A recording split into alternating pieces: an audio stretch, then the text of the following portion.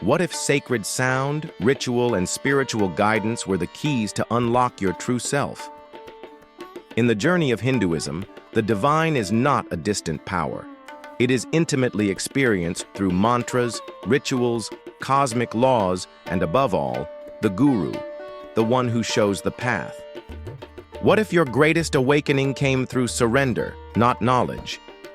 In Hinduism, the guru is more than a teacher. They are the dispenser of darkness, guiding you from illusion to enlightenment. The guru bridges the human and the divine, not just through words, but by presence, energy, and example. Whether it's Sri Ramakrishna, Adi Shankaracharya, or your local teacher, the guru is the living embodiment of truth. Their guidance removes ignorance and ignites the soul. The guru doesn't give you light, they show you that you are light. What if sound itself could transform your mind, body, and spirit? A mantra is not just a word, it's a sacred sound formula imbued with cosmic power. When chanted with intention, it awakens spiritual energy, purifies thought, and aligns you with the divine. Each mantra, from Om Namah Shivaya to Gayatri, carries a unique vibration that shifts your consciousness.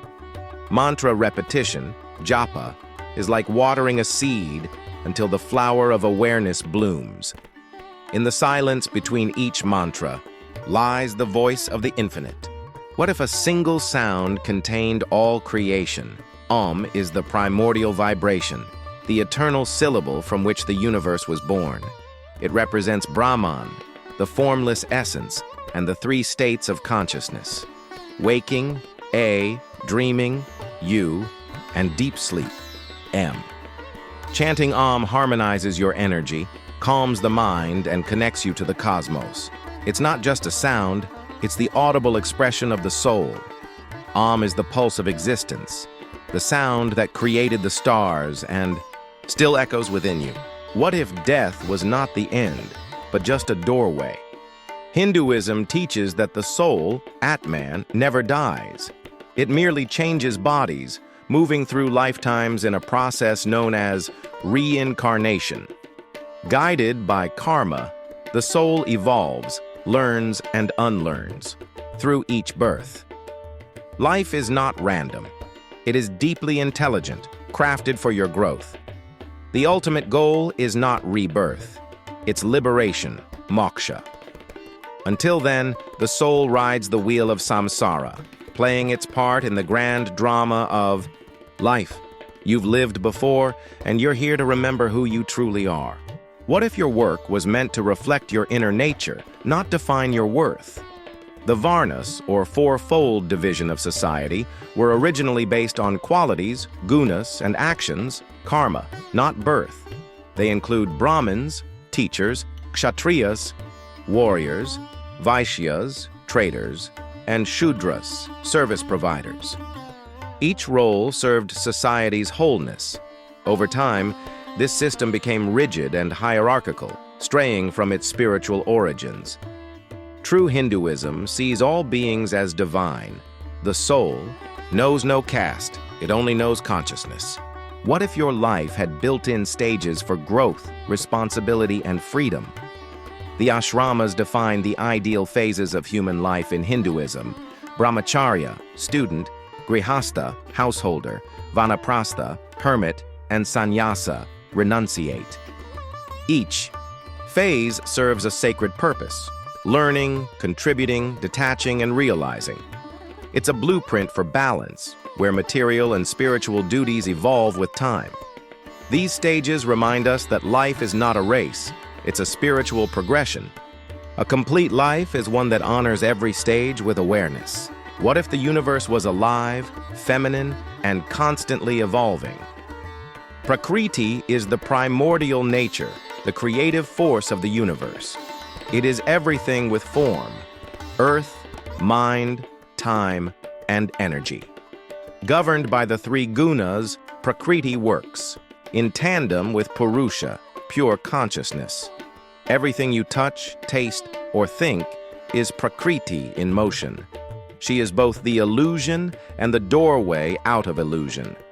To understand nature is to understand your mind, and to transcend both is liberation. What if behind all experiences was a silent, observing presence? Purusha is pure consciousness, the unchanging spirit that exists beyond time, body, or thought. Where Prakriti moves and creates, Purusha simply is, the observer, the eternal witness of all. It doesn't act, but it enables all action. Liberation comes when one realizes that they are not the body or the mind, but the Purusha, untouched and free. When you stop identifying with the waves, you realize you were the ocean all along. What if every emotion, decision, and moment was governed by three subtle energies? The gunas, sattva, purity, rajas, activity, and tamas, inertia, are the building blocks of Prakriti. They influence our thoughts, behavior, and spiritual state. A sattvic mind is calm and clear. Rajasic is driven and restless. Tamasic is dull and confused. Your food, environment, and habits affect which guna dominates. Spiritual growth is about cultivating sattva and transcending all three. 2. Master the gunas is to master the self. What if time itself moved in cycles, not straight lines? Hindu cosmology divides time into 4 yugas: Satya Yuga, Age of Truth; Treta Yuga, Dvapara Yuga, and Kali Yuga, Age of Darkness. Each yuga reflects the rise or fall of dharma and human consciousness. In Satya, virtue is complete. In Kali, like now, it barely survives. These cycles repeat endlessly, reminding us that truth fades, but always returns. Knowing the yugas helps us stay rooted, even in chaotic times. What if religion wasn't a set of rules, but an eternal truth within you? Sanatana Dharma is the original name for Hinduism, meaning the eternal way of righteousness. It is not confined to one book, one prophet, or one method.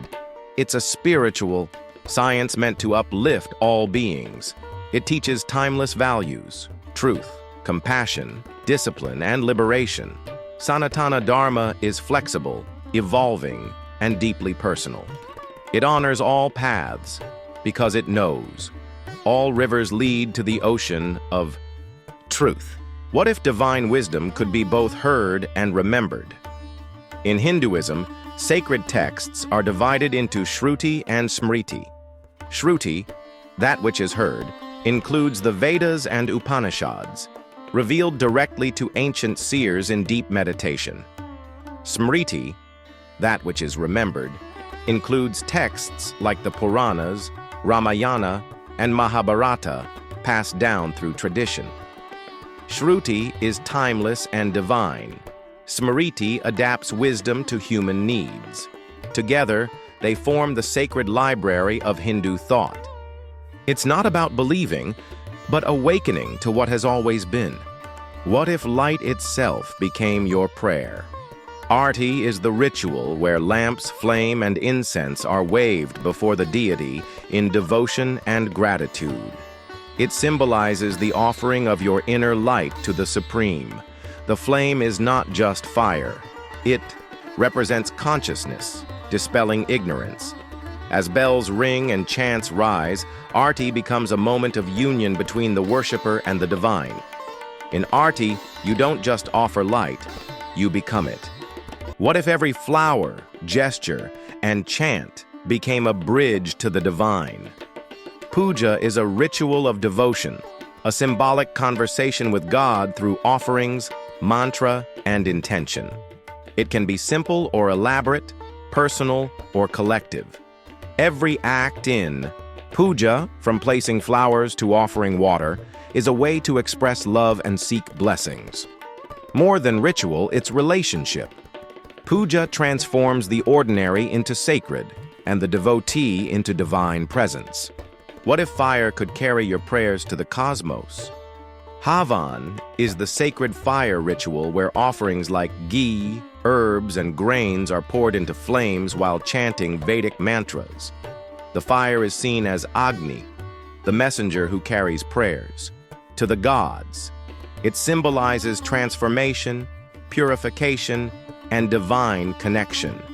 Havan is not just external, it burns ego, desire, and negativity from within. As the flames rise, so does your consciousness.